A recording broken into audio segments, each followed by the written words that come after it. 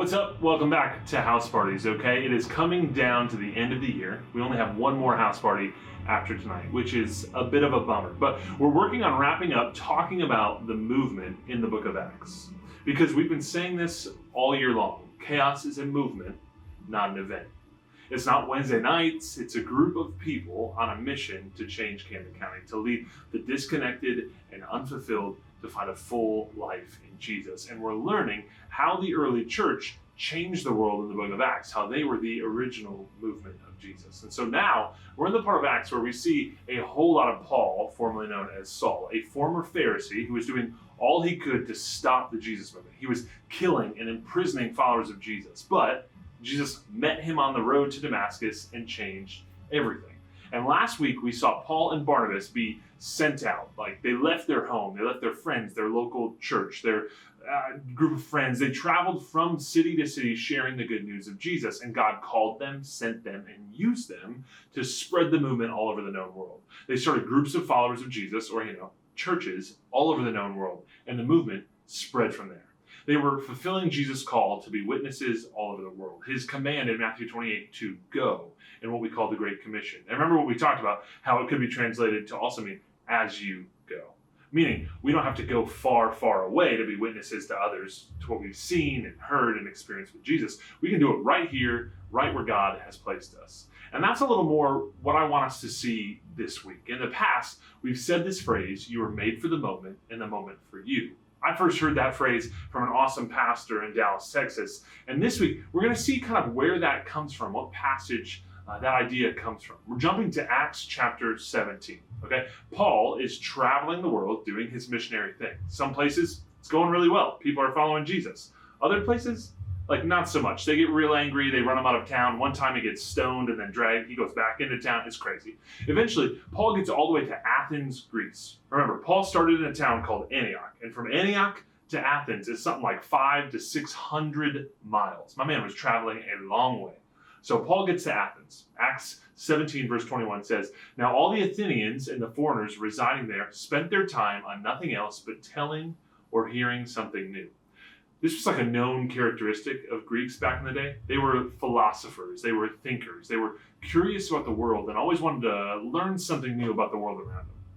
So Paul is there and ends up on this hill called an Areopagus. Okay, he looks around, he sees the people, he sees the Athenians are very religious. He walks up there, he sees all these different altars made to worship all these different gods the Greeks had. They had a lot of gods, okay? But Paul takes notice of one specific altar, an altar to the unknown God. Meaning these people were so religious, had so many gods, they were scared they might have missed one, so they made this altar. So just in case, they made it to the unknown God, just in case they forgot about him so they could worship him too and he wouldn't get mad. Basically, they didn't know who or what they were supposed to worship and follow. So Paul gets up in front of them. He goes, "Hey, I see that altar. Let me tell you about the God you don't know. The God who made the world and everything in it. The God who gives us life and breath." And he tells them about the good news of Jesus. Some respond well, some not so well. But I want us to see something Paul says when telling them about the real one true God. Acts 17 verse 26 says, "From one man he made every nationality to live over the whole earth." Paul is telling them that God made man, starting with Adam. And then he says, "And he determined their appointed times and the boundaries of where they live."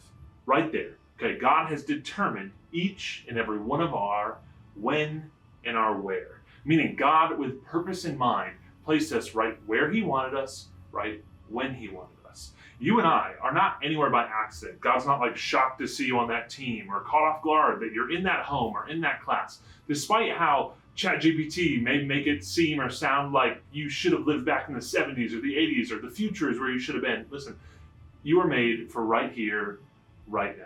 And then Paul tells us why. He says he did this so that they might seek God and perhaps they might reach out and find him, though he's not far from each one of us. Look at God placed you right here to know him and live out what he has for you. And I love Paul throwing in there that God isn't far from each of us. He's close. He draws near so that we can know him and be known by him.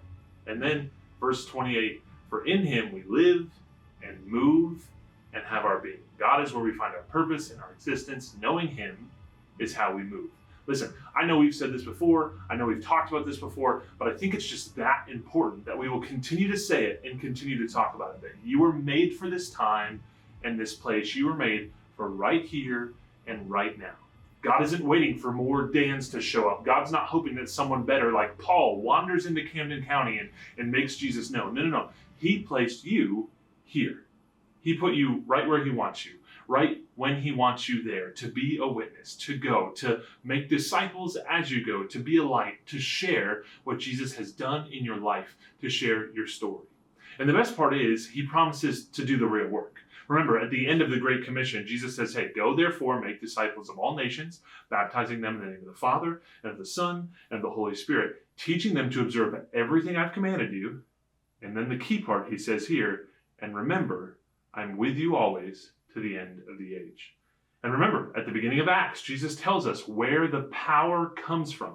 He says you will receive power when you get the Holy Spirit, the very presence of God, the same power that rose Jesus from the dead. So I get it.